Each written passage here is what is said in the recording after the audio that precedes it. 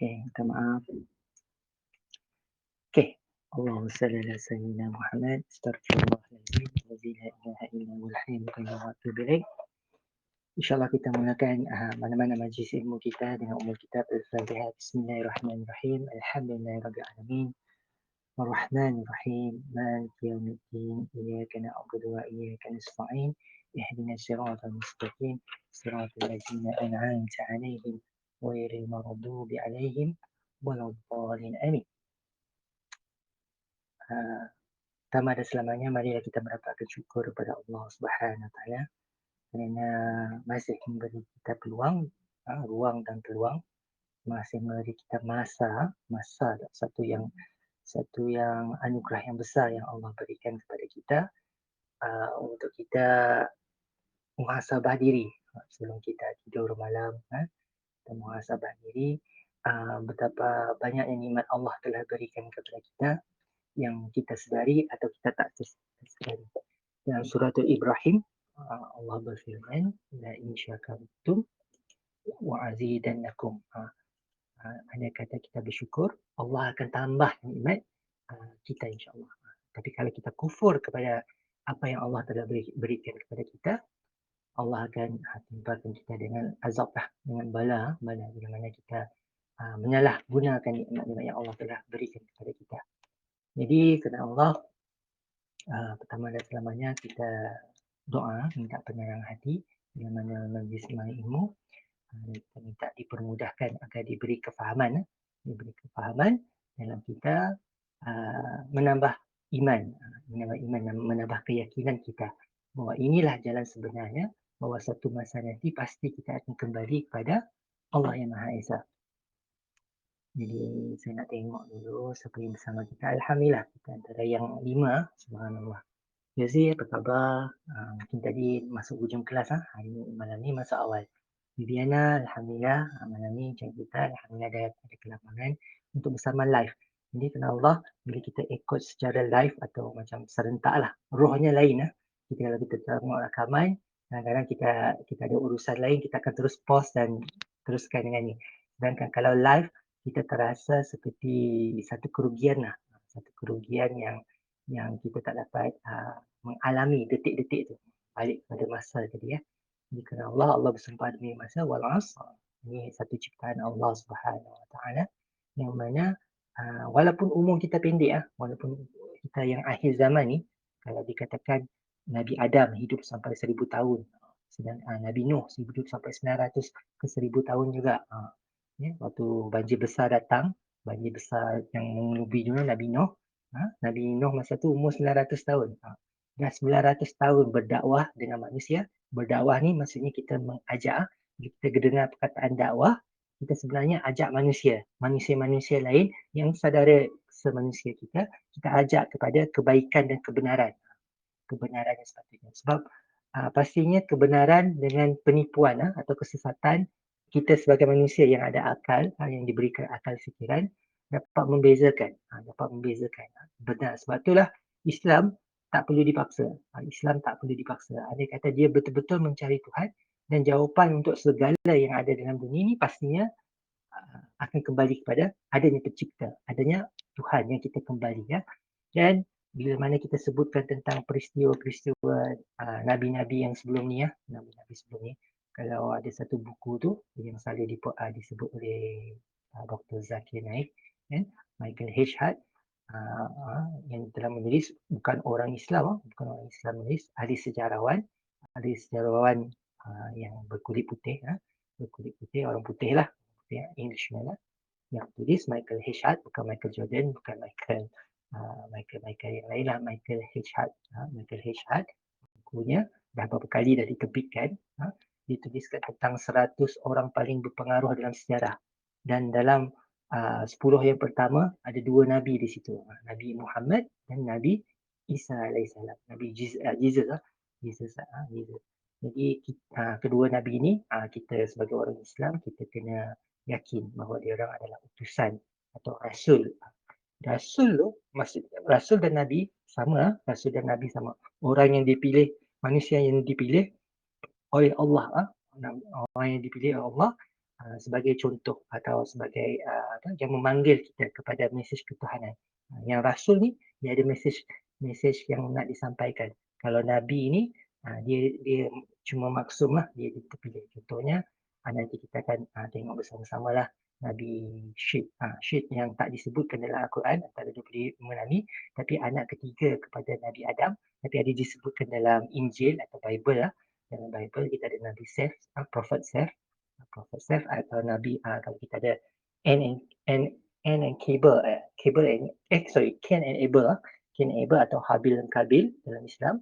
Habil dan Kabil dalam Islam, Habil terbunuh atau Abel jadi terbunuh oleh kerana dengki tadi kerana sifat rasa dengki. Allah telah rakamkan kes pembunuhan pertama dalam untuk kita. Ni bahayanya sifat dengki ni tadi Kemudian ada anak ketiganya Nabi Syed. Tapi dia bukan seorang rasul lah, tapi dia disebutkan sebagai nabi.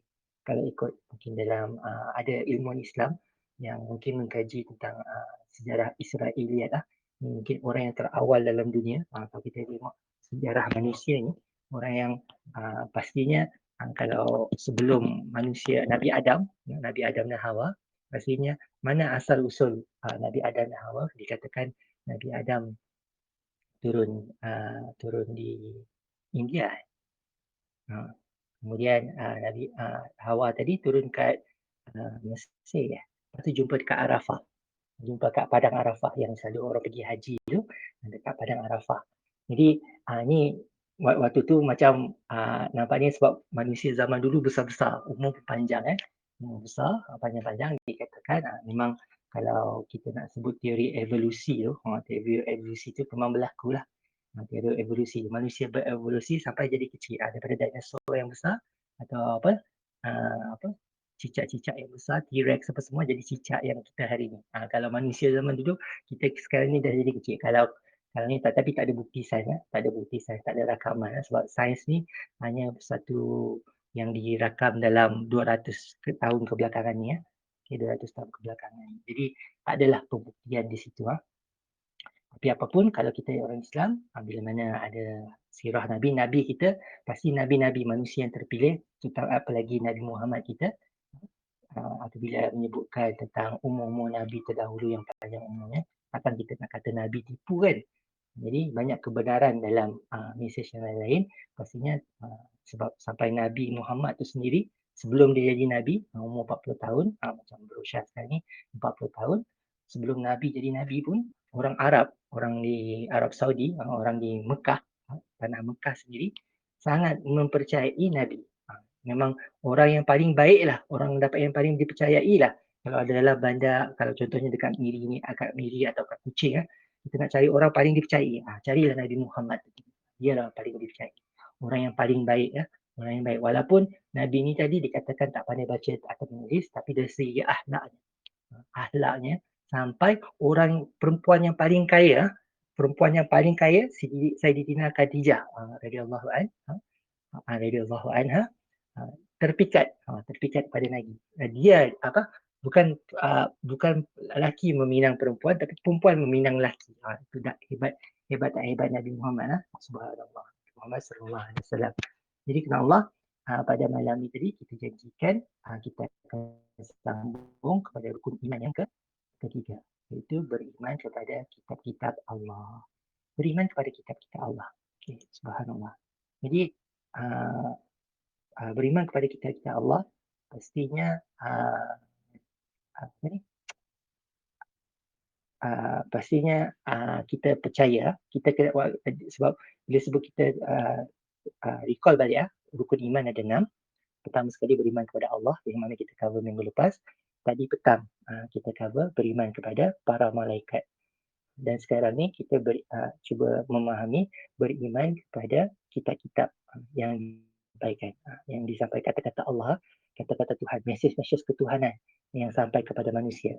Jadi kita yakin bahawa tak semestinya dalam bentuk buku, ya kadang-kadang hamparan, lembaran suhuf. Dikatakan suhuf, bila pendengar, siapa yang saudara baru yang dah lama Islam, mungkin pernah dengar perkataan suhuf Ibrahim.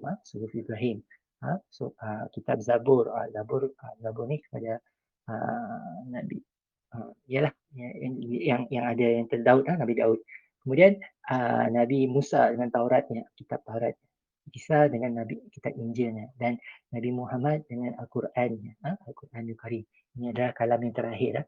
Dan semua kata-kata Allah ni pada awalnya firman-Nya disampaikan melalui lisan Nabi, lisan Nabi Musa, lisan Nabi Isa, lisan Nabi Muhammad sallallahu alaihi wasallam. Dan kalau peristiwa Nabi Musa tu dikatakan macam Ten Commandment tu atas batu, wallahu alam. Saya pun tak pernah kaji betul-betul berlaku ke tak berlaku. Kalau dari segi kesyariatan, wallahu alam. Tapi yang kita tahu Al-Quran diturunkan bukan terus ditulis, bukan dituliskan terus jadi kitab, sebab ayat-ayat tu turun sedikit demi sedikit dalam tempoh 23 tahun.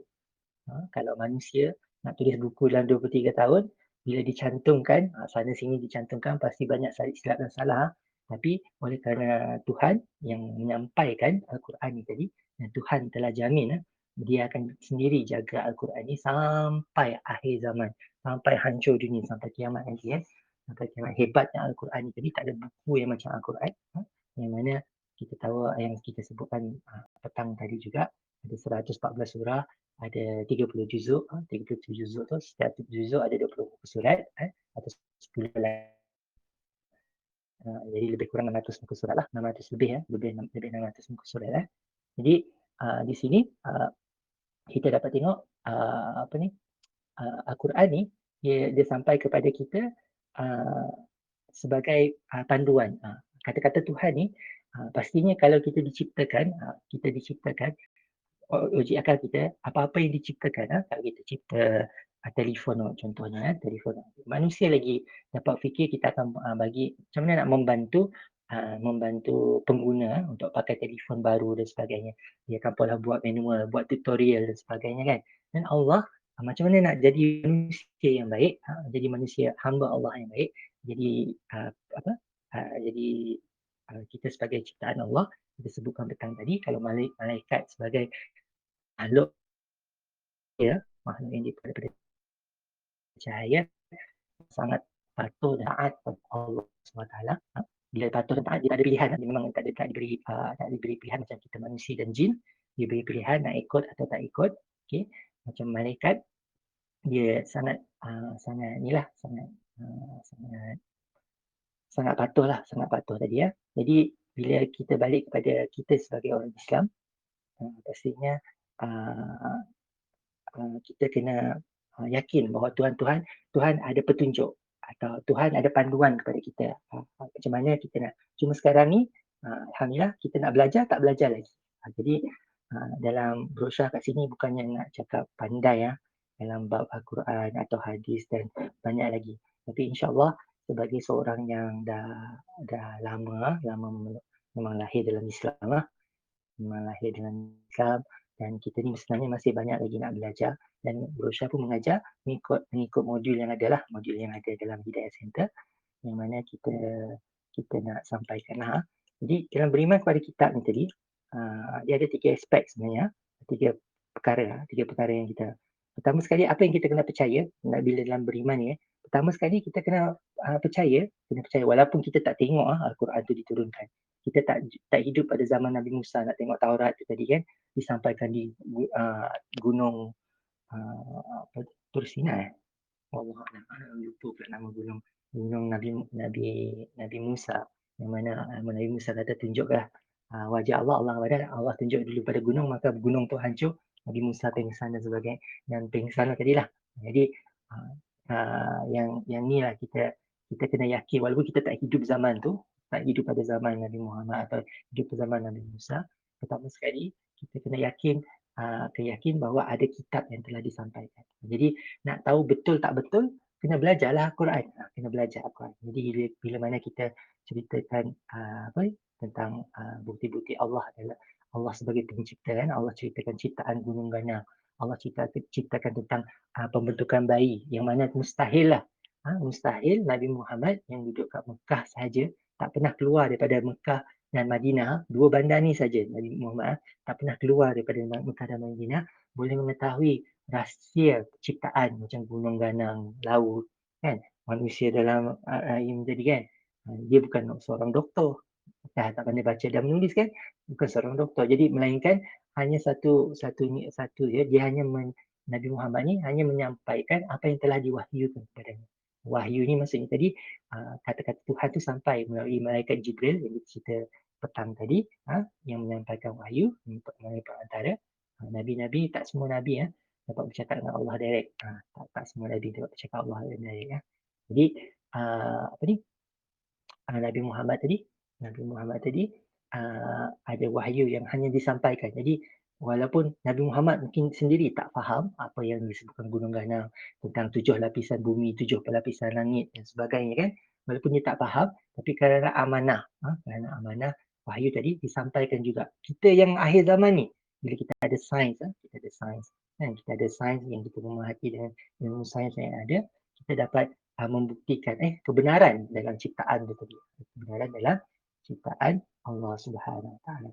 Jadi 3 perkara yang kita kena ada untuk beriman kepada kitab-kitab suci. Pertama sekali, kita kena yakin bahawa ada kitab-kitab yang diturunkan. Jadi kita kenal kalau Nabi Muhammad, Al-Quran, Nabi Isa, Injil, Bible Bible ni buku-buku.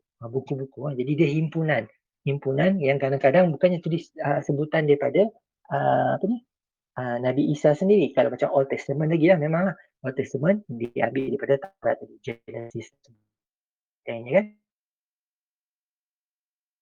daripada buku Taurat jadi Old Testament disebutkan hanya yang baru disebutkan di komennya lah disebutkan. Dan walaupun ada Mark, Luke, John yang disebutkan dalam Bible tadi, tapi pada dasarnya tak dapat nak disahkan bahawa sahabat atau disciple atau pengikut kepada Nabi Isa ni atau sahabat Nabi Isa ni tadi yang menulis buku tu, yang menyampaikan. Tapi kita yakin bahawa selagi mana mesej yang disampaikan tadi selari dengan Al-Quran yang dijaga, Allah jaga sampai akhir zaman nanti, yang mana kita setiap orang Islam ada tanggungjawab untuk belajar, untuk sentiasa cuba ingatlah ayat-ayat Al-Quran tadi.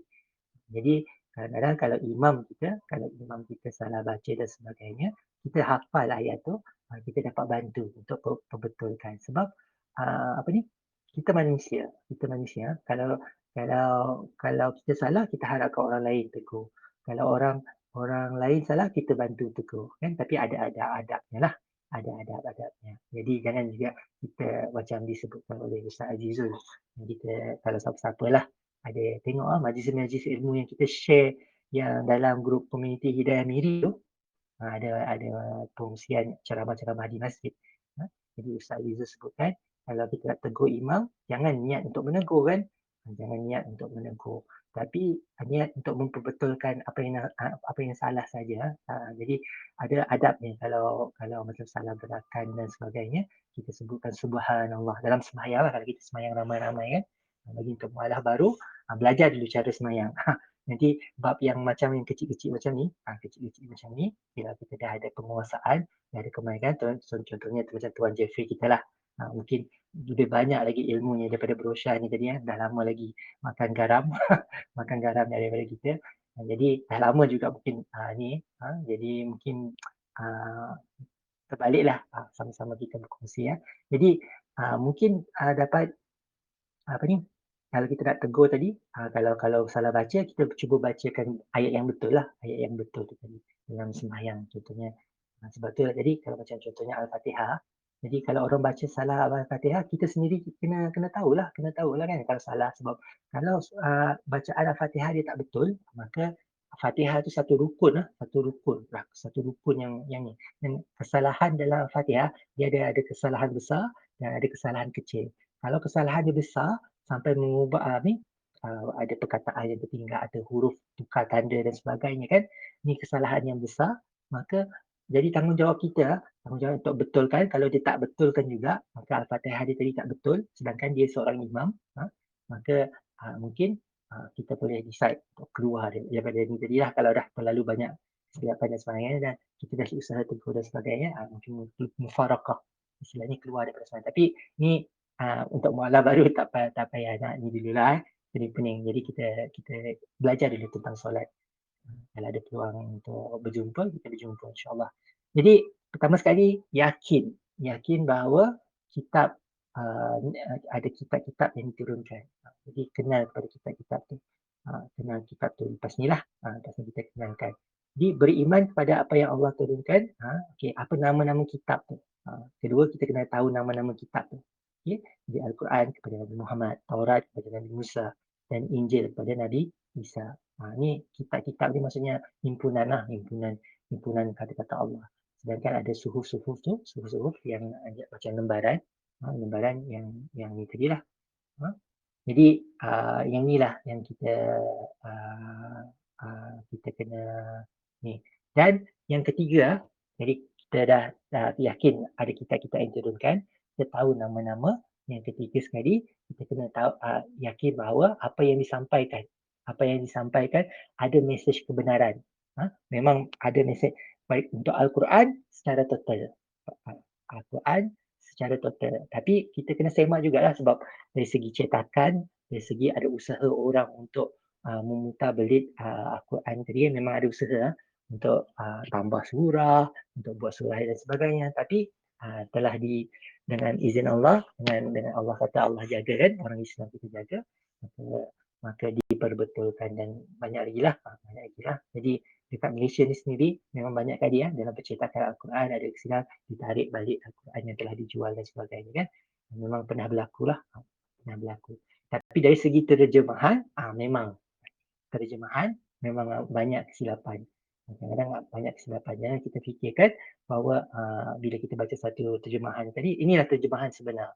Jadi kita kena rujuk banyak supaya kita tahu ni. Sebab tu dalam Islam, ni ada terjemahan Abdullah Abbas ni.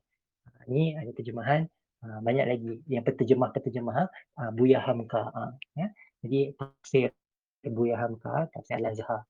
Jadi tafsir Al-Munir.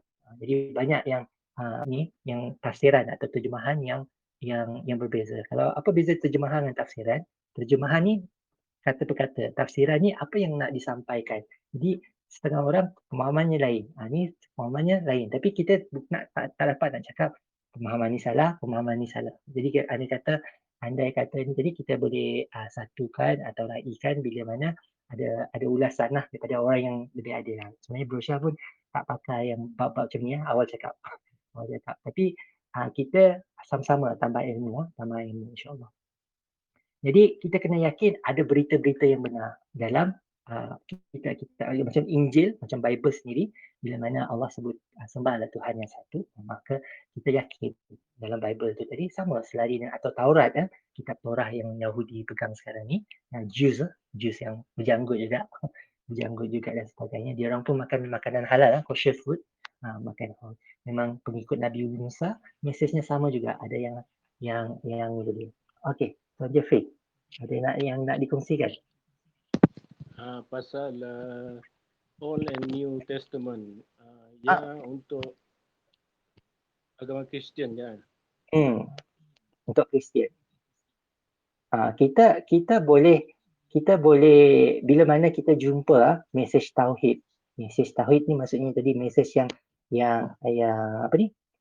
Yang selari dengan Islam lah, yang menyembah Tuhan yang satu kan. Jadi bila jumpa ayat-ayat macam ni, bila kita boleh meyakini ni mesej daripada Allah juga. Mesej yang sama. Sebab mesej yang sama sebenarnya apa yang berlaku ni yang tadi bila dalam Al-Fatihah kita menghayati Fatihah, ada 3 jenis golongan. Golongan yang mendapat nikmat, yang diberi petunjuk. Kita yakini bahawa kita orang Islam lah. Orang Islam yang mentauhidkan Allah sejak daripada Nabi Adam lagi. Siapa yang mentauhidkan Allah, yang betulkan mengikut Nabi-Nabi mereka, maka ini orang yang dapat nikmat. Kedua, orang yang dimurkai. Yang dimurkai, yang tolak Nabi-Nabi yang datang. Contohnya tadi dalam Taurat tadi kan, datang Nabi Isa, ditolak, dibunuh lagi kan, dicuba untuk membunuh kan. Ni tadi. Ni orang yang dimurkai. Yang cuba sembunyikan mesej Tuhan, malah cuba mengubah kata-kata Tuhan. Dan golongan ketiga, golongan yang sesat, yang sampai kita minta maaf kalau tadi kan ada nak angkat Nabi Isa tu jadi tu. Jadi benda yang nak angkat Isa itu 300 tahun lepas Nabi Isa baru ada konsep Sebab sebelum 300 tahun daripada Council of Nicaea, ni kita cerita tentang politik gereja yang berlaku selepas selepas Nabi Isa, Nabi Muhammad datang 600 tahun kemudian. Jadi 300 tahun barulah wujud Council of Nicaea tadi nak konsepkan nak angkat Nabi Isa sebagai Tuhan. Sebelum tu ada konsep Unitarian, lepas tu ada konsep yang dua sebelum jadi tiga lah, ada by ingat juga Unitarian, ada yang satu lagi tak ingat nama dia. Kemudian baru menjadi Trinitarian, baru jadi Trinitarian yang kebanyakan Kristian hari inilah. Jadi bila kita sebutkan Old Testament dan New Testament tadi, kadang-kadang penterjemahan, pentafsiran. Kadang ayat tu tadi follow me macam kita nak diorang yang Kristian kata ada satu ayat dalam John kalau saya tak silap, Book of John,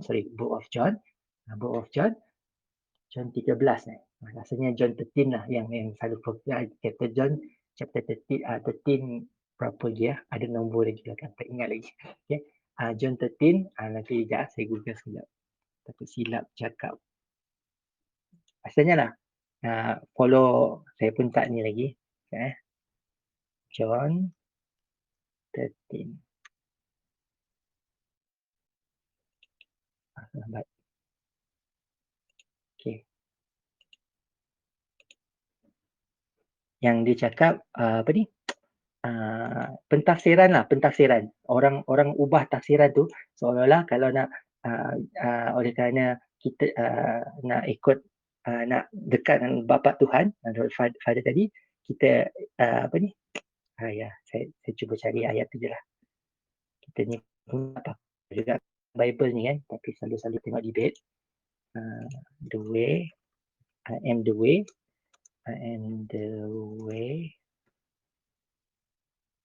the truth. I am the way, the truth. Okay. I am the way, the truth, and the life. Subhanallah. I am the way, the truth, and the life. Kalau kita orang Islam, kita beriman dengan Injil, ada mesej kebenaran dalam, kalau Nabi Isa sebut perkataan ni, kita boleh yakin I am the way. Semua Nabi-Nabi adalah jalan. Jalan kita nak mendekati Allah. Jalan, the way. Semua Nabi-Nabi adalah kebenaran. Menyampaikan mesej kebenaran, the truth. And semua Nabi-Nabi adalah contoh kita patut ikut hidup yang kita patut ikuti dari hidup yang lain. Jadi bila disebutkan I am the way, the truth and the life, taklah bermaksud seolah-olah Nabi Isa tu tadi bila dia kata kalau dia lah kebenaran, seolah dia lah Tuhan.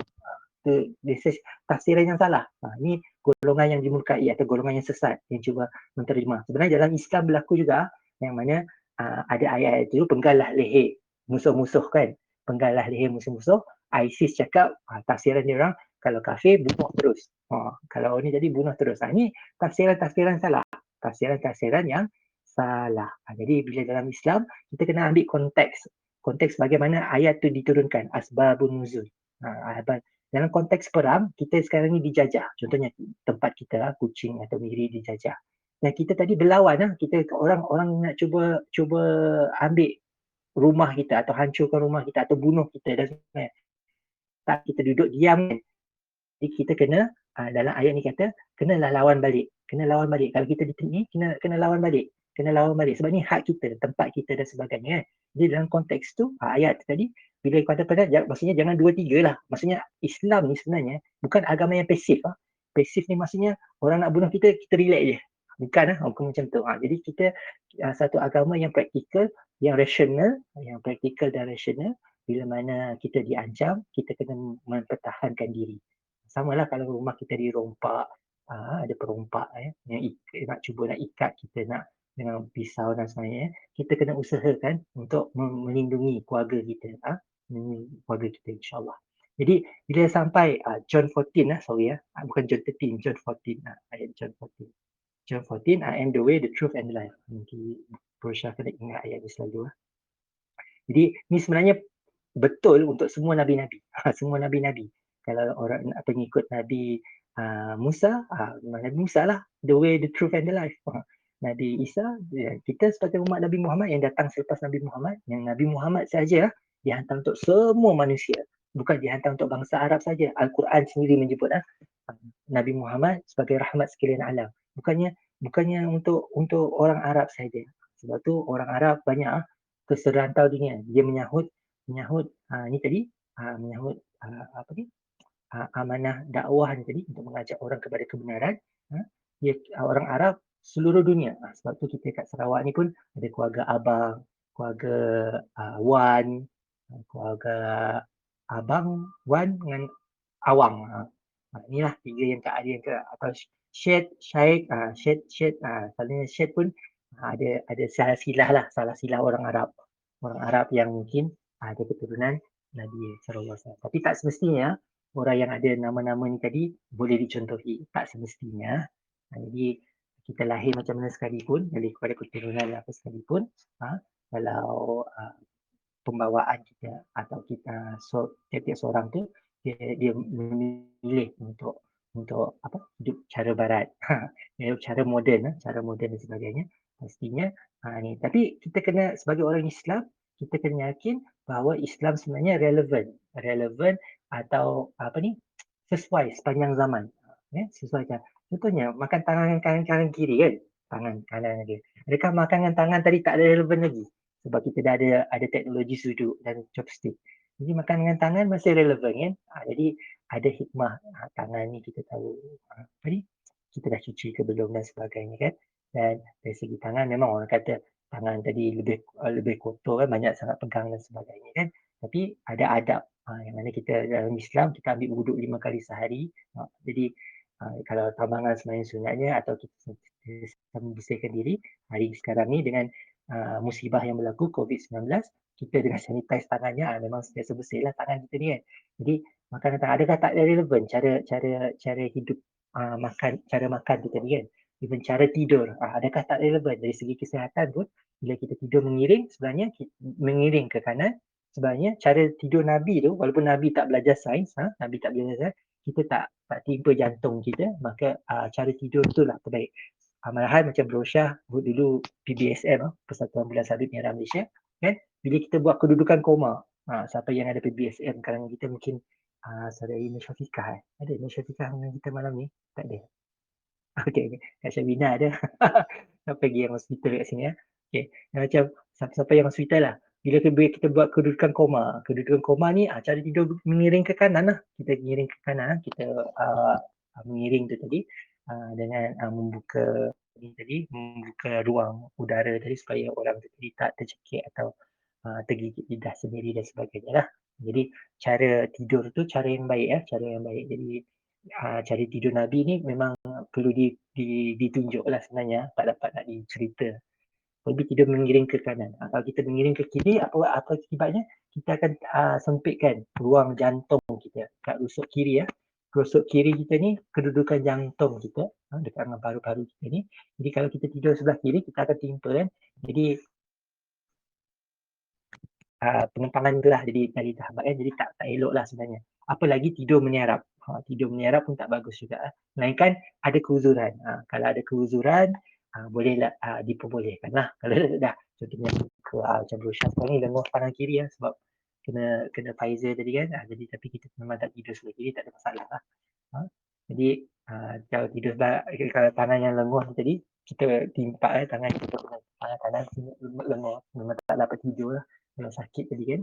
Jadi diperbolehkan untuk tidur cara lain lah. Tapi cara lain yang dianjurkan tidur lurus atau tidur baring ke kanan. Jadi adakah tak relevan cara hidup ni? Pasti relevan kita kena yakin relevan.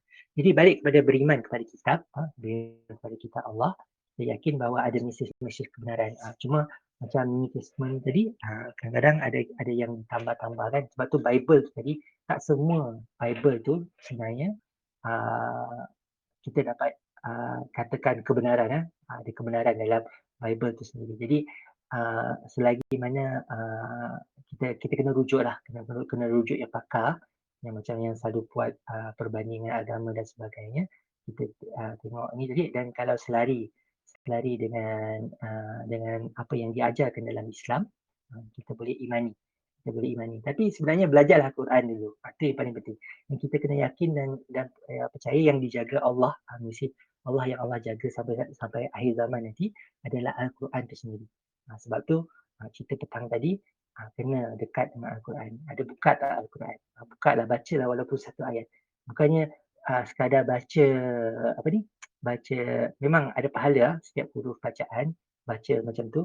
Tapi kalau boleh, sebab apa Nabi Saidina Umar Khalifah kedua Islam, sampai 12 tahun nak Baqarah 286 ayat tadi, sebab dia bukan sekadar hafal saja, dia betul-betul faham apa yang disampaikan, apa konteksnya dan sebagainya kan. Sebab tu bukan satu yang mudah kita hafal Al-Fatihah. Tanya diri masing-masing hari ni, kita bersahabat sebelum tidur, dah faham tak makna Al-Fatihah kita? Bismillahirrahmanirrahim. Dengan nama Allah yang Maha Pemurah lagi Maha Penyayang. Alhamdulillahirrahmanirrahim. Segala puji bagi Tuhan sekalian alam. Ar-Rahmanirrahim. Yang Maha Pemurah lagi Maha Penyayang. Maliki Yaumiddin. Pemilik atau raja sekalian alam. Maliki Yaumiddin. Pemilik atau penguasa pada hari pembalasan. Maliki Yaumiddin. Okey, Malik penguasa Malik Yaumiddin. Iyyaka na'budu wa iyyaka nasta'in. Dia sumpah kita, hanya Engkau yang kami sembah, hanya Engkau yang kami mohon pertolongan. Kita tak minta tolongan selain pada kita sembah patung, kita tak minta tolongan yang lain, kita minta tolongan Allah. Hasbunallah wa ni'mal wakil. Allah sebaik-baik penolong. Okey, sebaik penolong. Ni kena ingat. Jadi kita kena hayati iyyaka na'budu wa iyyaka nasta'in. Ihdinas siratal mustaqim. Kita minta doa dengan Allah. Ya Allah, kita mungkin belajar benda yang salah atau berusaha sini sekarang ni sampai benda yang salah, tolong tunjukkan agar kita dapat perbetulkan cara kita, agar kita dapat betulkan pemahaman kita, agar kita okey, kita lepas tu kita minta ihdinas siratal mustaqim, jalan yang macam mana? Siratal lazina an'amta alaihim, jalan orang yang telah diberikan nikmat, bukan jalan orang yang dimurkai, bukan jalan orang yang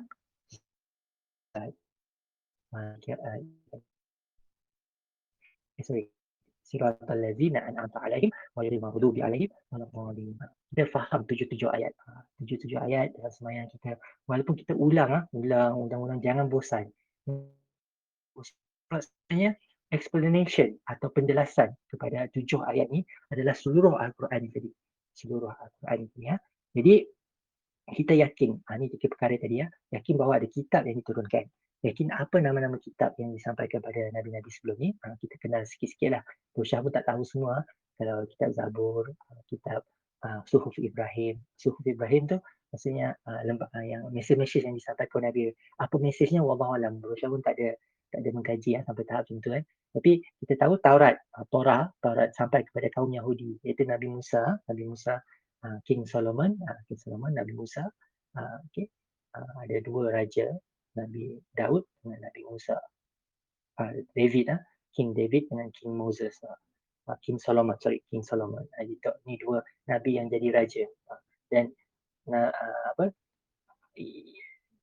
bila disampaikan dalam Bible sendiri akan datang seorang yang seperti dalam Old Testament dikatakan akan datang seorang lagi seperti ini tadi.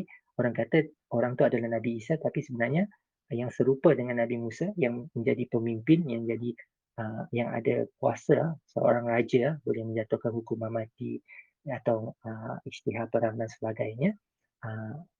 Seperti Nabi Muhammad. Nabi Muhammad bila mana tertubuhnya Madinah, hijrah ke Madinah dan kuasai seluruh tanah Arab sendiri, seolah sebagai seorang raja. Dia adalah pemimpin. Tapi tak pakailah istilah raja itu tadi dia pakai Amirul Mukminin. Maksudnya orang yang memimpin, ketua kepada orang-orang yang beriman tadi Jadi insya-Allah inilah cara kita nak beriman pada kitab Allah. Kita kena ada 3 perkara ni. Okay. Alright. So, apa keistimewaan Al-Quran? Okay, apa keistimewaan Al-Quran? Kita ni tadi, kita kena belajar apa istimewaan Al-Quran. Okay. Alright. Pertama sekali, okay, Al-Quran menghimpunkan ringkasan daripada hukum Allah yang datang sebagai pengukuh dan membenarkan daripada apa yang terkandung yang kita ada terdahulu. Ini keistimewaan Al-Quran. Okay. Apa-apa mesej yang disampaikan daripada dalam kitab-kitab yang sebelum-sebelum ni, sebenarnya dia dah penutup. Sebab tu Al-Quran ni disebut sebagai penutup segala kitab.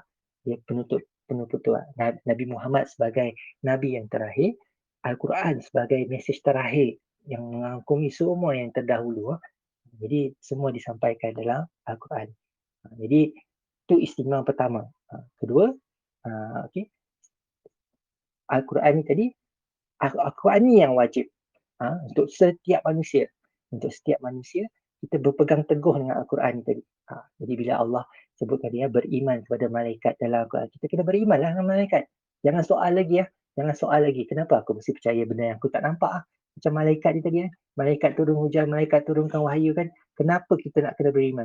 Kita berpegang teguh Al-Quran tadi. Al-Quran tadi istimewa. Apa-apa yang disampaikan dalam Al-Quran, disuruh kita bayar zakat, suruh kita tunaikan haji, suruh kita sembahyang 5 waktu. Kita akan tunaikan segala makan yang halal, makan yang halal yang tadi kan. Jadi benda-benda macam ni elakkan yang haram. Jadi macam dalam lupa nak sebut. Dalam Bible sebenarnya ada perkataan do not eat the swine, it is unclean for you. Bukannya dalam Al-Quran dia mengharamkan tentang khinzir atau babi tadi, dalam Bible pun ada mesej yang sama dan dalam Taurat pun sama. Sebab tu orang Yahudi pun tak makan juga because dia ada hoof hoof crowded tooth macam mana tadi dia punya dahsyatnya tadi sampai dia punya cara dia punya kuku tu tadi dia menyebabkan dia haram tadi. Wallahualam ada baca tentang tu Jadi Allah dalam ciptaan Allah ni tadi, Allah ada bagi tanda-tanda. Kenapa ni? Jadi bila dikaji secara sains, adalah sebab dia ada unsur dalam babi tu tadi yang mana masak macam mana sekalipun dia akan kekal. Bila kita dia akan masuk dalam badan kita. Dan kita tahu hari ni SARS, H1N1, mana sumber dia? Binatang tu lah. Binatang tu sumber dia. Jadi sumber penyakit pun daripada situ. Subhanallah. Jadi memang ada tapi macam semua burung dan sebagainya.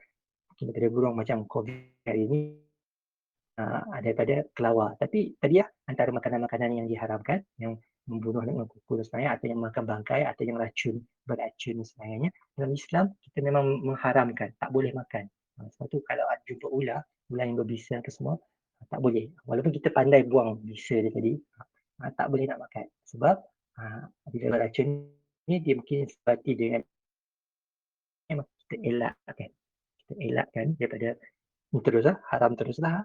Okay. Jadi tak ada soalan kat situ lah.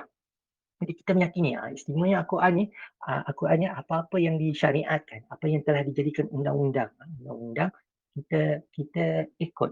Kita ikut sebab dalam kita tahu Tuhan tahu apa yang baik untuk kita. Jadi dan yang terakhir Allah istimewanya Al-Quran, yang Brosya sebutkan tadi, Allah akan jaga Al-Quran ni. Allah akan jaga Al-Quran ni daripada diubah, daripada ditokok tambah, daripada disalahgunakan dan sebagainya. Jadi yang inilah yang kita kena yakin. Tapi macam mana Allah jaga sebenarnya melalui kita juga. Kita sebagai orang Islam, kita yang bantu jaga juga. Kita sebagai orang Islam, kita ada tanggungjawab untuk jaga Al-Quran kita, hafalan kita, kan? Adab kita dengan Al-Quran. Nak pegang Al-Quran, kena dalam keadaan berwuduk, bersih daripada hadas besar atau kecil. Kita kena mandi wajib lah. Macam solat juga. Jadi kita kena jaga Al-Quran, pelihara. Memang sebab kitab suci kita ada adab dengan Al-Quran itu sendiri. Walaupun nanti ada orang cakap Al-Quran turun dalam perkataan, kenapa buku tak kena jaga kebersihan juga kan? Dalam adab kita sebenarnya. Adab kita. Bila nak jumpa sultan dan raja, kita kena dalam keadaan bersih dan smart kan? Jadi apa lagi Tuhan? Jadi even kata-kata Tuhan, kita akan kata-kata raja pun, titah raja kan? Dia akan disimpan cantik-cantik kan? Dan tak boleh sebarang. Ada orang mohon aja yang raja yang baca dan kan? Jadi kita sebagai orang Islam kena ada adab juga dengan kitab Al-Quran yang ada kat kita hari ni Jadi kena Allah sebenarnya banyak yang nak disampaikan. Cuma kita tak naklah ni sebagai mukadimah dulu sebagai mukadimah kepada beriman kepada kitab-kitab. Jadi kita buka kalau ada soalan-soalan yang nak ditanyakan tentang kitab-kitab, kalau ada pengetahuan atau nak berkongsi, tak ada masalah, kita kongsi-kongsi ilmu, kita bincang-bincang. Jadi kat sini kita boleh ni lah, boleh tambah ilmu sebelum kita habiskan lah jam 9.30 lebih sikit lah. Tadi kita start lambat sikit. Kita habiskan dalam 1 jam. So esok pun kita sama-sama bekerja. Subhanallah. Okay. Jadi ni lah jadi kalau just sebagai penghayatan kita bersama, tak sah kiranya kalau kita balik kepada Al-Quran. Kita balik kepada Al-Quran. Ini selalu kita bacakan dalam apa ni? Dalam tahlil juga, dalam inilah yang bila hadis kita baca Fatihah, surah pertama yang menyusul adalah Al-Baqarah. Hanya ayat ni Allah sendiri sebut tentang Al-Quran ni, Alif Lam Mim zalikal kitabul la raiba fi hudal lil muttaqin allazina yu'minuna bil ghaibi wa yuqimuna shalah wa mimma razaqnahum yunfikun allazina yu'minuna bima unzila ilaika wa ma unzila min qablik wa bil akhirati hum unzila min qablik wa bil akhirati hum yuqinun. Jadi Allah sebut dalam surah Al-Baqarah dalam 4 ayat pertama. Okey, surat Ustaz Jeffrey nak tolong baca terjemahan dia? Okey Boleh ya. lah pasal Ah, ada pertanyaan sikit lah. okey. Sebelum kami baca terjemahan, tanya je dulu. Apa nama 10 rukun ataupun 10 commandments ada disebut dalam Al-Quran. Mesej yang sama ada disampaikan. Contohnya pertama, komitmen pertama, Tuhan adalah satu. Komitmen pertama, sama macam Islam. Sama macam contohnya jangan berbohong pun janganlah, jangan membunuh pun ada juga dalam Islam kan. Dalam Islam pun jangan membunuh. Seorang disebutkan. Jadi commandment 10 commandment sebenarnya kami pun siap hafal untuk 10 commandment. Ada usaha, ada kami hafal lah tapi kami lupa. Okay. Jadi 10 commandment tadi, mesej yang sama ada dalam Al-Quran. Jadi cuma macam kita sebutkan tadi, ada disampaikan, yang ada disampaikan memang Musa tadi disampaikan Taurat tadi. Taurat tadi sampai. Mesej 10 commandment adalah Taurat yang kediri lah. Taurat yang kediri ada 10 commandment. 10 commandment tadi adalah rumusan. Disebutkan. Tapi wallahualam tadi ada sebutkan juga sama ada betul-betul berlaku sampai diukir pada batu dan sebagainya tulisan. Sedangkan kata-kata Allah yang sebelum-sebelum itu semua disampaikan kepada Nabi. Nabi menyampaikan kepada kaumnya. Mungkin Nabi Musa sendirilah yang merakamkan 10 commandment-nya dalamnya tadilah merumuskan. Wallahualam. Kami pun tahu pakai dalam bab 10 commandment tadi. Tapi 10 commandment tu memang jadi asas untuk sidak kaum Yahudi. Jadi kalau sidak kaum Yahudi yang mengikut Judaisme daripada jadi setidaknya memang hasil daripada keseluruhan Taurat je. Jadi maka terhasillah 10 commandment tadi sebagai ajaran utama dalam agama sidak Yahudi. Dan kita bagi orang Kristian sebabnya menyambung apa yang diajar Nabi Musa, tidak mengaku bagi Kristian yang mengaku atau kita pengikut Nabi Isa yang mengaku apa Nabi yang sebelumnya, macam Nabi Muhammad pun mengaku semua Nabi-Nabi yang sebelumnya. Jadi bila tidak pun mengaku 10 commandment tu sebagai sebahagian daripada ajaran orang Kristian. Jadi contoh yang tadi lah. Cuma perbezaan kaum yang mengikut Nabi Musa, pengikut Nabi Musa sendiri, Nabi Isa dengan Nabi Muhammad sebenarnya ajarannya sama. Tapi pengikutnya. Tapi kita sebagai umat Nabi Muhammad, walaupun hari itu memang kita ada perpecahan dalam kita, tapi pecahan kita hanya sebab perbezaan pandangan lah. Tapi dari segi benda yang pokok, Tuhan satu, Tuhan tidak beranak diperanakkan. Tentang Al-Qurannya sendiri, kita saya dah berbeza kat sini lah. Cuma dari segi tafsiran, hadis-hadis yang menyampaikan cara pandangan tafsir tadi, yang ada perbezaan pandangan. Okay? Jadi bila sebutkan tanya Tuan Jeffrey kita tadi, 10 commandment tadi memang adalah dalam Kristian yang tidak Kristian sendiri dengan tidak Yahudi, jadi Jews. Okay? Jadi untuk kita Islam memang 10 commandment-nya selari dengan kita. Contoh yang ketiga jangan mensekutukan Allah. Jangan do not compare God with other, macam ni. Kita jangan bandingkan Tuhan dengan yang lain sebab dapat tak dibandingkan. Jadi dalam Islam pun konsep yang sama. Konsep yang sama. Jadi letak yang kita kena fahami ya. Si Salamet 3 komitmen pertama pasal Tuhan. Subhanallah. Jadi kena buka 10 komitmen. Untuk kita belajar sama-sama. Untuk dalam kita Thou shall not steal, thou shall not kill, thou shall whatever. Okey betul. Jangan mencuri. Islam pun ada sama. Jangan mencuri. Do not commit adultery. Jangan berzina. Pun dalam Islam sama juga. Sama. You shall not be others' wife. Okay. You shall not bear false witness. Jangan fitnah orang. Jangan fitnah pun dalam Islam sama juga. Jangan fitnah. Jangan membunuh. You shall not kill. Honor your father and mother. Hormat pada ibu bapa. Kita pun madah tadi kan. Syurga di bawah tapak kaki ibu. Tapi jadi Nabi pun ada sebut ibu. 3 kali ibu baru bapa. Jadi ketaman seorang ibu lah. Kat dia. Jadi 10 Commandment memang ada dalam okay. Cuma remember to keep the Holy Sabbath day. Not tadi, not ketiga tadi. Tapi dalam kita ikutlah. Kalau orang Yahudi, hari kebesaran sidaknya hari Sabtu. Kita ikut Nabi kita. Kalau Nabi Isa, hari kebesarannya tadi hari Ahad. Wallahualam. Sama ada betul-betul memang hari Ahad. Atau ya tadi lepas Council of Nicaea, Sunday, hari matahari jadi dijadikan hari kebesaran untuk Kristian. Wallahualam. Yang mana ada usaha untuk menggabungkan. Tapi itu mungkin teori konspirasi wallahualam. Tapi memang ada asas juga lah. Ada asas. Kena dinamakan Sunday, hari matahari. Jadi hari matahari tadi dijadikan hari Tuhan. Hari kebesaran untuk Kristian tadi. Jadi untuk orang Islam, hari yang satu-satu hari yang disebutkan dalam Al-Quran, hari-hari lain saya hari Jumaat. Hari Jumaat, hari kebesaran.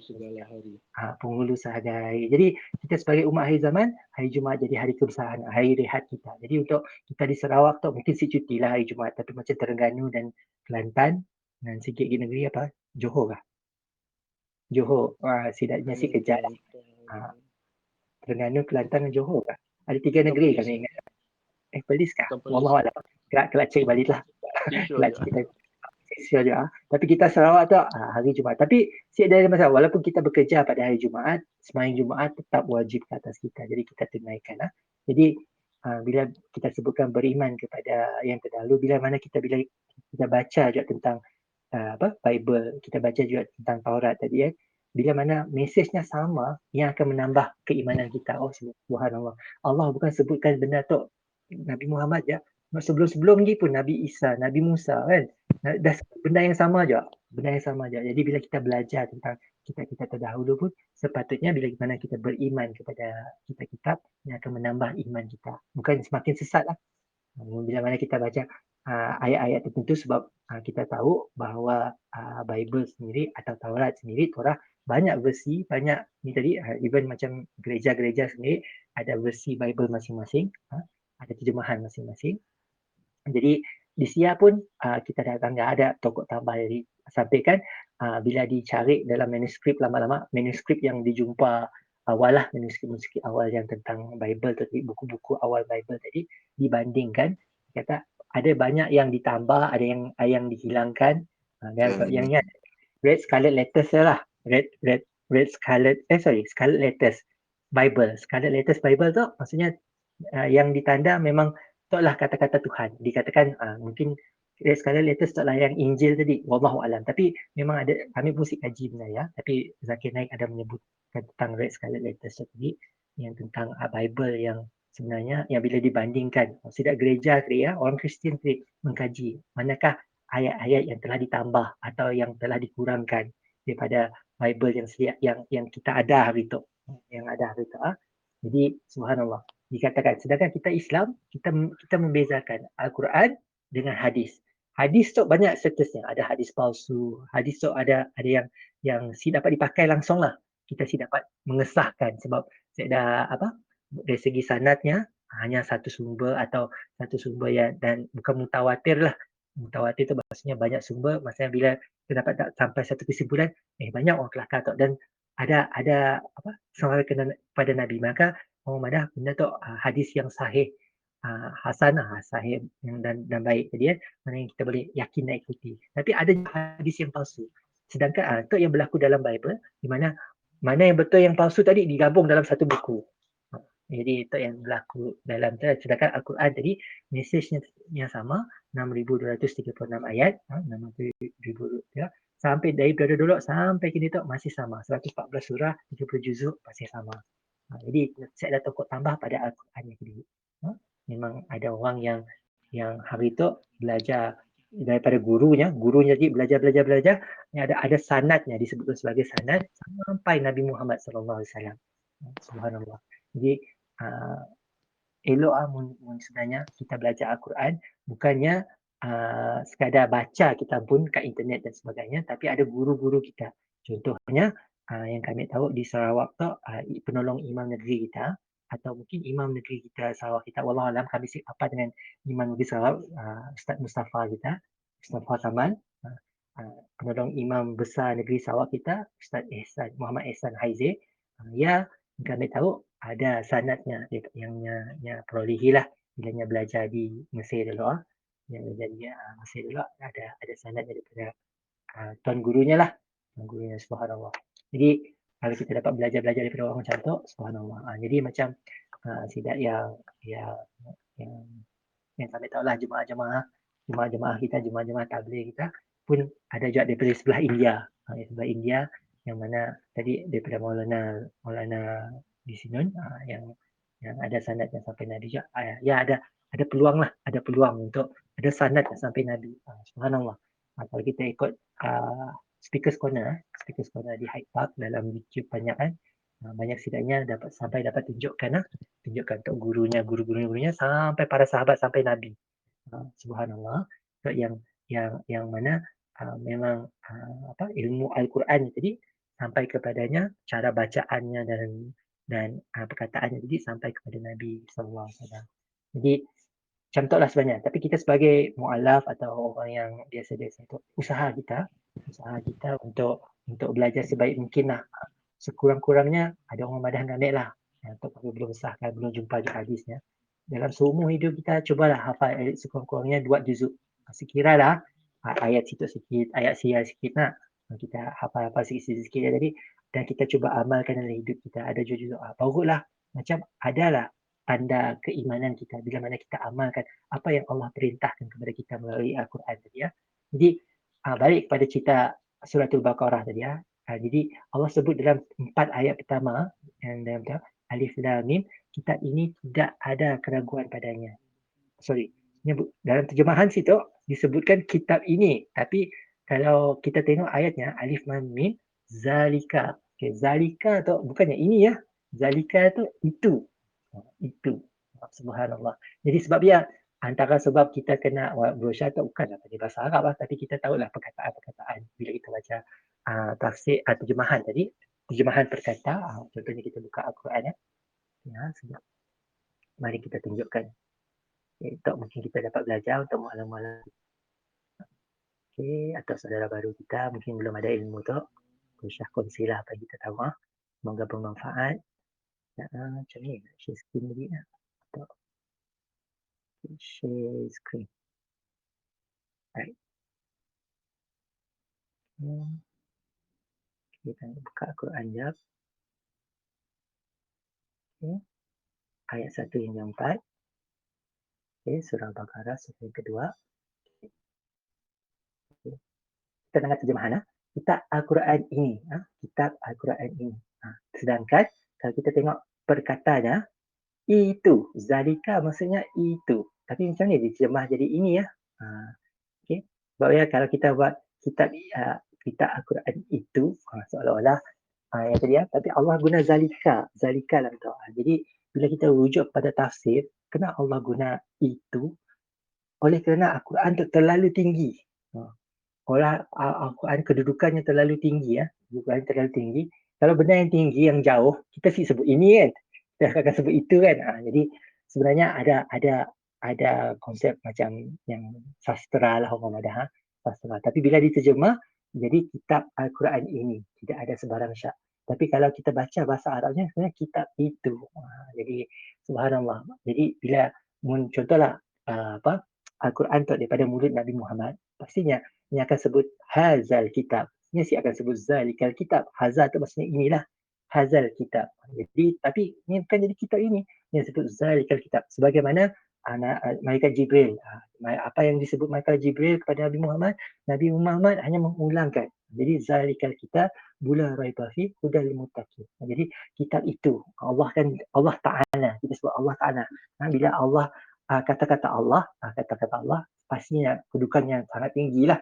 Kedudukan yang sangat tinggi bukan dari segi kedudukan ya tadi kita sebutkan dari segi kebesaran atau ketinggian atau kemuliaan Al-Quran. Jadi sampai kita terpaksa gunakan itu zalikal kitab. Tiada syak padanya. Bila kata-kata Tuhan, sekarang kita nak persoalkan kan. Jadi bila kata-kata Tuhan disebutkan situ, Allah sebut sendiri, Al-Quran tu tadi mengesahkan tadi bahawa si payah kau ragu-ragu tentang datangnya dari sini Al-Quran tu tadi hanya daripada Allah. Datangnya daripada Allah. Disebutkan dalam ayat surah fihi hudal takin. Huda tu orang nama Huda, siapa yang Nurul Huda, cahaya petunjuk. Nurul Huda, petunjuk bagi orang-orang yang bertakwa. Muttaqin, orang yang muttaqin, orang yang bertakwa. Jadi bila kita nanggah berkata kat situ, berusaha selalu guna Al-Quran tu sebab nak belajar bahasa Arab juga lah. Jadi kita dapat ya, lil muttaqin, bagi orang-orang yang takwa, orang yang bertakwa. Hudan maksudnya petunjuk. Hudan maksudnya petunjuk. Hudan lil muttaqin. Jadi subhanallah. Bila kita nanggah terjemahan, supaya jangan kita berharap untuk belajar terjemahan saja, tapi pentingnya kita belajar tafsir juga. Tafsir juga asbabun nuzul. Tapi ialah sebagai permulaan, sebagai mu'alaf, baca dululah terjemahan dulu. Step 1, belajar terjemahan dulu. Step 2, baru kita belajar tafsir. Kemudian dalam ayat seterusnya, tentang beriman kepada kitab tadi kitab Al-Quran tadi iaitu orang-orang beriman kepada perkara yang gaib dan mendirikan solat serta membelajarkan sebahagian dari rezeki yang kami berikan kepada mereka. Jadi Allah sambung lagi ayat yang seterusnya. Hudan orang mutakin. Orang mutakin tu apa syarat-syaratnya? Pertama orang yang mutakin tu orang yang bertakwa. Orang yang takwa tu maksudnya tadi adalah mungkin ada topik kita akan jelaskan akan datang lah. Apa beza orang Muslim, orang yang mengaku Tuhan yang satu. Muslim tu maksudnya kita orang yang Islam orang Islam. Islam tu mengaku bahawa Tuhan kita adalah Allah, Tuhan kita adalah Allah. Tiada Tuhan berhak sembah melainkan Allah. Ialah maksud Islam tadi kan. Jadi Muslim. Apa beza Muslim dengan mukmin? Mukmin orang yang ada iman, ada kepercayaan. Sama. Orang yang sekadar mengaku dengan orang yang ada kepercayaan. Orang yang betul-betul percaya. Dan orang yang mukmin atau mukminin jamaknya mukminin. Mukmin atau mukminin samalah. Okay. Ya, muttaqin. Muttaqin level yang lebih tinggi. Yang bukan sahaja pertama beriman, yang beriman kepada benda gaib. Itu rukun iman kita. Yakin kepada Allah, yakin kepada malaikat, yakin kepada kitab-kitab walaupun kita tangga macam ni diturunkan. Kita yakin ada kitab-kitab yang diturunkan, kitab suci yang diturunkan. Kemudian kita yakin bahawa ada nabi-nabi, rasul yang nabi atau rasul lah. Nabi tadi orang manusia terpilih. Rasul ada 25 rasul yang kita disebutkan dalam Al-Quran yang kita perlu imani, yang perlu kita kenal lah nabi-nabi dalam Al-Quran. Kemudian kita beriman kepada hari kiamat dan beriman kepada qada dan qadar. 6 perkara hadis ya. Jadi beriman kepada itu syarat pertama untuk orang muttaqin. Kedua, kerjakan solat. Maksudnya ada istilah orang yang bertakwa tadi mesti semayang. Orang beriman yang belum tentu jadi orang yang abidin. Yang abid, orang yang abid itu orang yang tunaikan solat. Tunaikan solat tu buat banyak ibadahan. Dan orang yang membelajarkan sebagai rezekinya. Jadi yang buat infak. Kalau kita ada rezeki kan, walaupun kita tak tradisi lah, pada kita kaya kan, tapi kita ada juga mengeluarkan sebahagian daripada rezeki. Ini bukan angka jumlah, tapi kita keluarkan sebahagian daripada rezeki kita tadi kepada sidak yang memerlukan. Kami kepada mereka. Kepada mendermakan situ. Dia sebut dalam kurungan, sebenarnya dalam kurungannya dalam ayat yang hanya membantu kita memahami. Dalam bahasa Arab disebut macam belanja, tapi untuk orang Arab difahamilah dibelanja jadi untuk didermakan. Kita belanja sebagai rezeki dia. Okay, maksudnya bukan belanja, maksudnya joli kat situ. Dia dah salah faham Salah faham di sini. Ya, salah tafsir. salah terjemahan. Okey. Okey, maksudnya ada rezeki tadi kita belajar jodi, bukan maksudnya disia. Okey, jadi di situ ayat yang terakhir yang keempat tadi, yang disebutkan situ dan juga orang-orang beriman kepada kitab Al-Quran yang diturunkan. Jadi kalau kita orang bertakwa, kita bukan saja beriman kepada benda yang gaib, kita solat dan keluarkan rezeki. Dia ada tiga kriteria orang bertakwa. Dan yang keempat sekali, kita kena beriman kepada Al-Quran yang diturunkan kepada Muhammad tadi. Dan kita terdahulu daripadanya. Okay? Dan kita yakin bahawa ada kehidupan selepas kita meninggal dunia, ada hari akhirat. Ada hari hidup lepas ni. Itu yang kalau kita balik kepada surah Al-Baqarah yang kedua terakhir yang kita kongsikan petang tadi, 285, ada 4 rukun iman kat situ. Dekat situ ayat tu ada disebutkan tentang hari akhirat, yakin tentang hari akhirat. Jadi bila kita dijadikan satu rukun untuk orang Islam kita meyakini adanya hidup lepas mati tadi. Akhirat tu tadi bukannya bermaksudnya tadi syurga neraka aja. Kita ada hidup dalam kubur dulu. Azab kubur sebelum dunia atau kiamat ada ada ada alam kubur dulu. Kemudian kiamat, hancur semua dunia. Kemudian dikumpulkan, dihidupkan balik kita semua manusia dan semua makhluk yang ada kan. Jadi untuk dihisap di padang mahsyar. Kemudian ada laluan titian sirat. Titian sirat titian sirat titian mizan kita yang kita laluan yang apa tajamnya sangat tajam, nipisnya macam bulu je. Subhanallah. Bagi orang yang ada amalan senang je lalu, bagi orang yang kurang je amalannya akan terus jatuh. Sama ada jatuh terus masuk dalam neraka atau terus masuk kalau dapat lalu terus dapat jumpa pintu-pintu syurga. Untuk perjalanan hari akhirat yang mana kalau kita sebagai orang Islam kita kena belajar, kena yakini bahawa adanya hari akhirat. InsyaAllah kita akan hurai lebih lanjut dalam beriman kepada hari kiamat, hari kiamat dan hari pembalasan lah. Hari akhirat dia.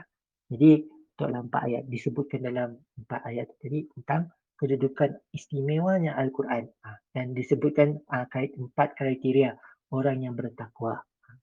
Jadi bagi kita saudara baru atau orang Islam, itulah tingkatan. Alhamdulillah, bila kita syahadah, kita telah menjadi seorang Muslim.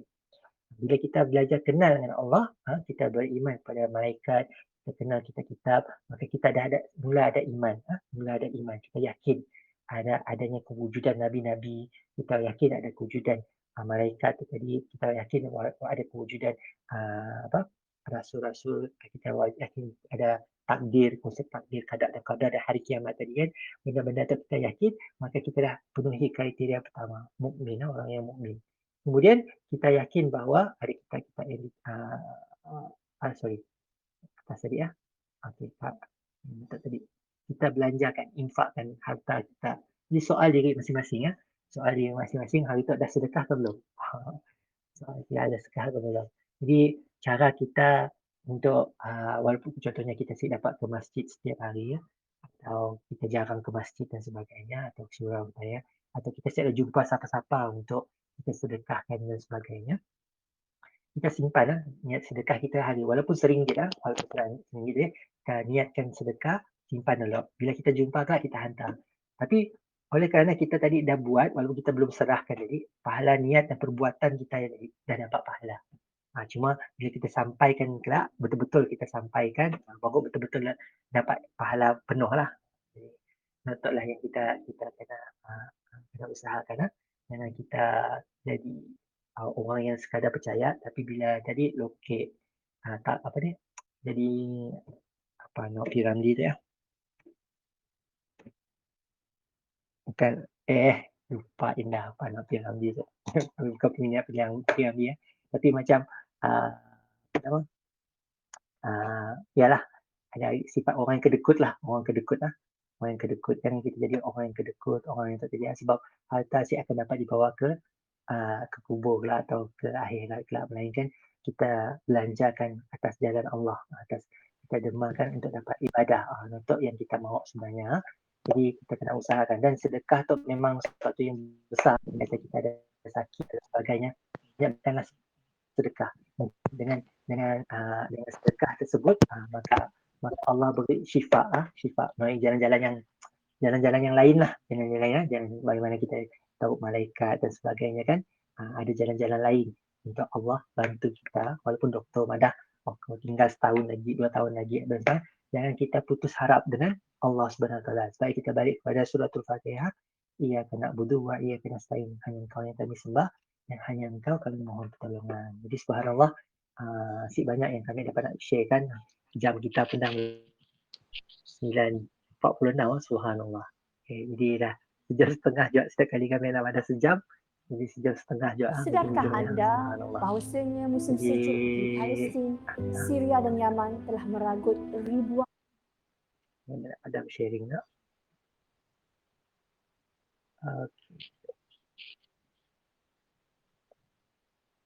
Okay, stop sharing.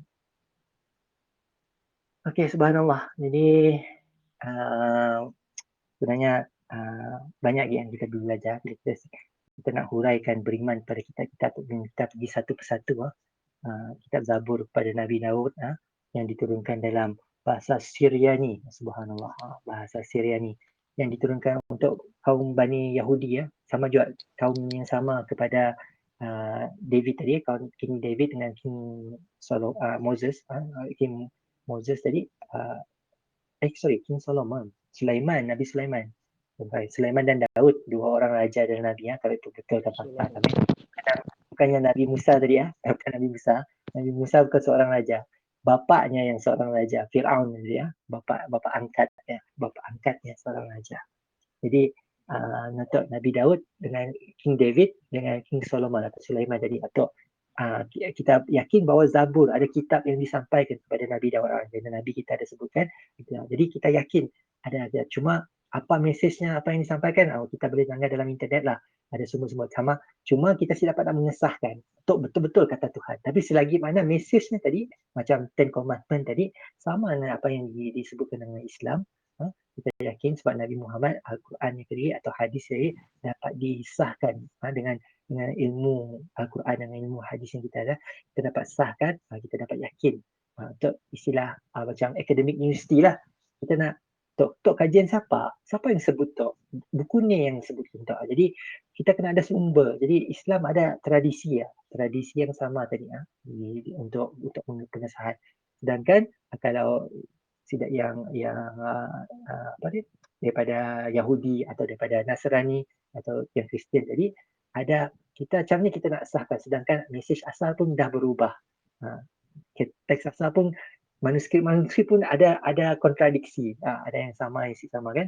Jadi mana yang sama, yang disebutkan dalam Red Scarlet Letters tadi, Scarlet Letters tadi, yang Scarlet Letters Bible yang mana yang ada Bible yang perkataan yang dimerahkan, yang memang kemungkinannya tidak Bible tadi, pada yang Bible scholars atau ulama dalam yang mengkaji Bible tadi bukan adalah kata-kata Tuhan yang mungkinnya tadi. Tapi mustahil juga, mustahil, walaupun tadi semestinya semua manuskrip awal ada sebutkan tadi, kita dapat wadah dengan kesimpulannya betul. Sedangkan kita Islam bukan sekadar matan saja sama, tapi kita ada sanad siapa yang menyampaikan sampai Nabi Muhammad SAW. Andai kata terputus, kurang sikitnya pun kesahihan atau pun kebenaran lah, kurang sikit. Jadi dalam Islam sangat detail lah dengan ilmu-ilmu tadi.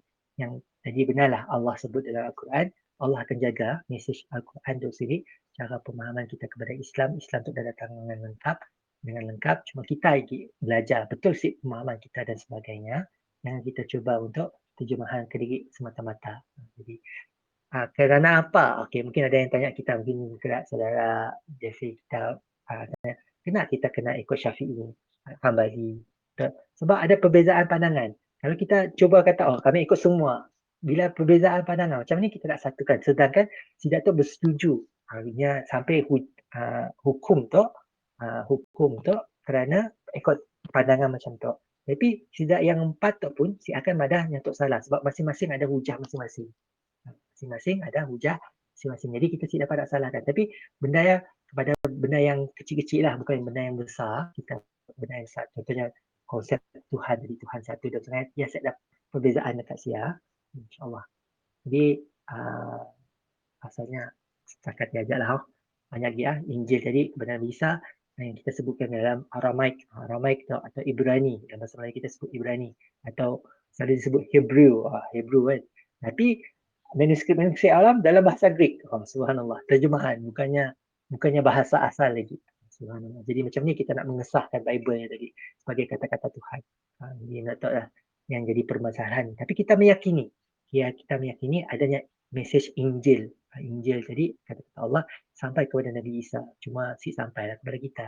Kita tadi hanya dapat menanggah Bible hari itu. Ya pun Bible ni nak ditanggah. Banyak gila versi Bible. Beribu-ribu aliran gereja.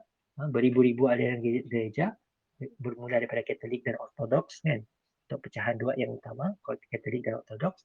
Kemudian ada lagi Anglican, Methodist dan sebagainya. Anglican tu banyak pecahannya lah. Jadi kita boleh kaji sejarah tentang Kristian untuk kalau siapa yang minat lah. Tapi belajar dulu tentang Al-Quran. Itu yang paling penting. Kita sebagai orang Islam, Al-Quran adalah petunjuk kita. Okey, insyaAllah. Jadi, insyaAllah, ya setakat diajak kami dapat kongsikan. Okay. Dan kena Al-Quran untuk turun dalam bahasa Arab dan sebagainya, insyaAllah. Mungkin dalam akan datang kita akan cerita juga tentang mujizat Al-Quran. Kita kena yakin bahawa Al-Quran itu sebagai mujizat paling besar Nabi Muhammad. Walaupun Nabi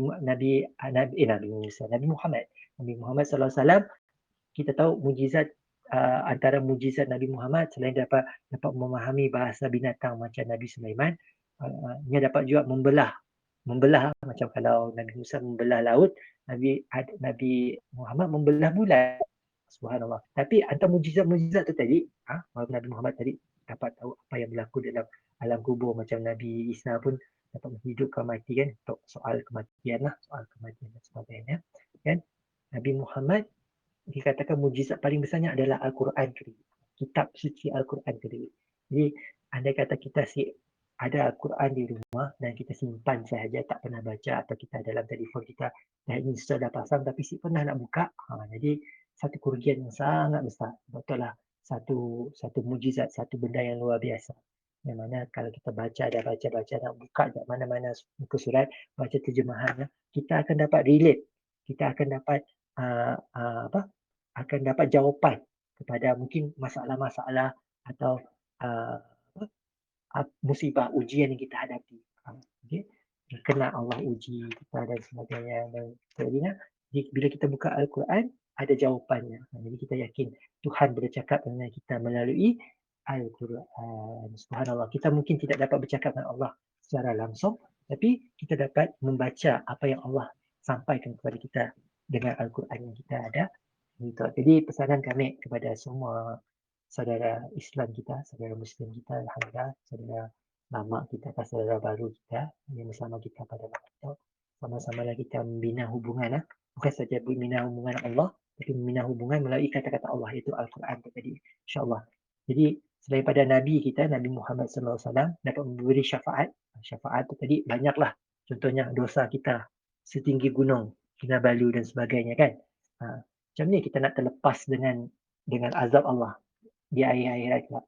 Dengan pertama sekali syafaat Nabi kita. Kita amalkan sunnah-sunnah Nabi. Kita cuba sebaik mungkin. Kan? Puasa kah, dari segi pemakaian kah, kan? Dari segi menjaga aurat dan sebagainya, cara tidur dan sebagainya, cara makan dan sebagainya kan. Kita amal sunnah. Kita harap kita ada hubungan dengan Nabi kita. Bila Rabiul Awal kah, apa semua kita dengan maulid kita ada cuba lahirkan rasa sayang kepada Nabi kita. Walaupun kita jumpa Nabi, tapi tidak ada satu manusia yang dirakam seperti Nabi Muhammad.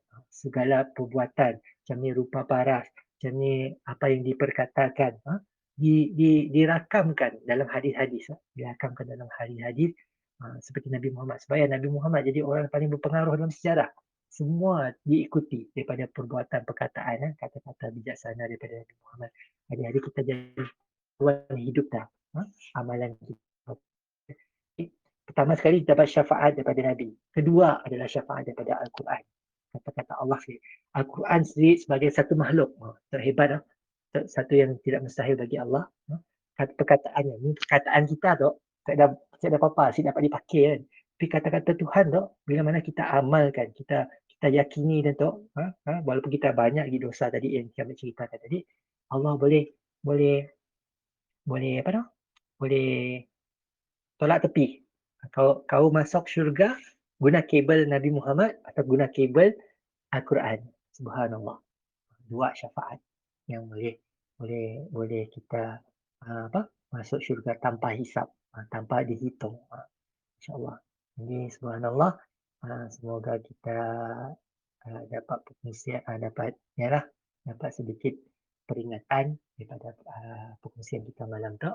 Subhanallah, Adam bersama semua. Siapa lagi bersama kita? Kak Farida.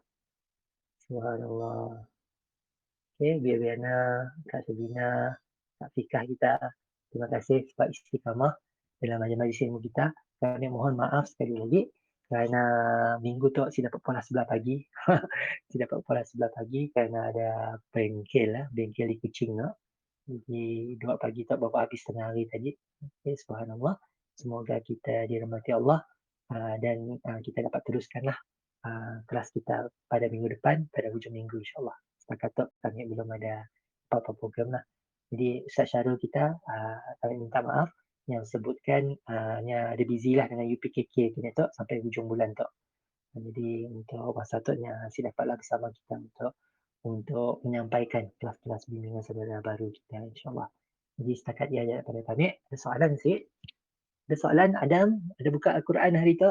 Mesti dapat buka Al-Quran, cari terjemahan terjemahan atau dalam apps Quran insyaAllah sebelum tidur kita bacakan sesuatu. Andai kata kita si bangun sekalipun, insyaAllah kita ada hubungan dengan Al-Quran, kita ada ingat dengan Nabi kita sentiasa ingat dengan Nabi kita.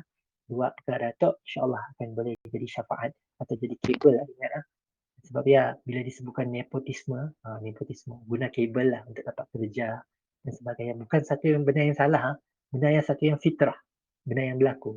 Even kita sendiri pun, kalau kita buka syarikat atau kita nak bantu orang, kita bantu siapa dulu? Pasti kita bantu keluarga-keluarga kita dulu kan. Jadi silalah kita bantu orang yang kita kenali. Pertama macam sahabat kita susah, kita akan bantu sahabat kita dulu. Kabel lah, kira kabel lah. Ini sama je Allah telah sebutkan kita nak masuk syurga tanpa hisab, boleh mulai Nabi Muhammad atau daripada Al-Quran yang sendiri. Jadi sebenarnya penting bagi kita untuk sentiasa ada hubungan dan kata-kata Allah tadi itu Al-Quran sendiri insyaAllah. Jadi ada siapa-siapa yang nak menambah, ada siapa-siapa yang nak bagi peringatan untuk saudara, mungkin Kak Faridah kita, Kak Syabina, dengan ujian-ujian yang Allah yang mana insyaAllah Allah akan gantikan kesabaran kita, kesabaran kita atau ujian hadapi musibah. Allah bagi ujian kita hanya sebab Allah sayang kita. Allah bagi peluang kepada kita untuk dan sebenarnya kalau kita diuji dengan sakit atau diuji dengan kesusahan dengan satu yang tadi, sebenarnya Allah bagi kifarah, satu denda atau pembalasan supaya kita tadi dihisap di akhirat kelak. Kita kena ingat selalu ajaibnya orang yang Islam tadi, orang yang beriman, orang yang ada iman, Islamnya kita sentiasa sabar. Dalam senang kita bersyukur, kita puji Allah, bersyukur. Dalam susah kita sabar. Ini insyaAllah dalam pandemik ini tu banyak ujian, banyak yang kita perlu sabar. Jadi sama-sama kita usahakan insyaAllah. Jadi ajak daripada kami, insyaAllah kami akan kongsikan untuk kehadiran dua kelas hari tu, tadi kami akan kongsikan dalam grup lah untuk kita sama-sama lah malam tu tadi insyaAllah 1, 2, 3, 4, 5, 6. Walaupun kita 6 orang, bukannya kuantiti saja, kualiti subhanallah, kualiti tadi. Jadi penting bagi kita untuk fahami dan kita sampaikan kepada siapa-siapalah yang kita jumpa, terutamanya keluarga dan sahabat-sahabat keliling kita, untuk ada hubungan Allah yang kenal Rasul kita insyaAllah sebagai orang Islam. Diajak daripada kami, insyaAllah kita sambung minggu hadapan dengan dua lagi rukun iman. Kalau hari tadi malaikat dan kitab suci, minggu depan kita akan sambung dengan Rasul. dan hari kiamat. InsyaAllah hari akhirat atau kiamat tadi ya. InsyaAllah. Jadi ya daripada kami kita akhiri dengan tasbih kafarah dan surah doa atas segala yang silap. Okey Kak Syedina ada nak dipadah lah. Tuan Masih Jeffrey, ada, subhanallah. cuma dah. Terima Ah, kasih. oh, Assalamualaikum. subhanallah. Jumpa Sama-sama minggu semua. depan. Ke. InsyaAllah jumpa minggu depan ya, walaupun secara online. Okay. Jadi wabillahi taufiq wa hidayah. Wassalamualaikum warahmatullahi wabarakatuh. Kita akhiri tasbih para subhanallah wa bihamdihi asyhadu an la ilaha illa anta wa astaghfiruka wa atubu ilaik. Wal 'asr innal insana lafi khusr illa allazina amanu wa 'amilus solihati wa tawasaw bil haqq wa tawasaw bis sabr. Buka terjemahan kalau nak tahu apa maksud surah Al-Asr. 4 ayat insyaAllah. Okay. InsyaAllah. Assalamualaikum warahmatullahi wabarakatuh. Jumpa lagi minggu depan insyaAllah. Terima kasih Ustaz. Terima kasih Ustaz. Sama.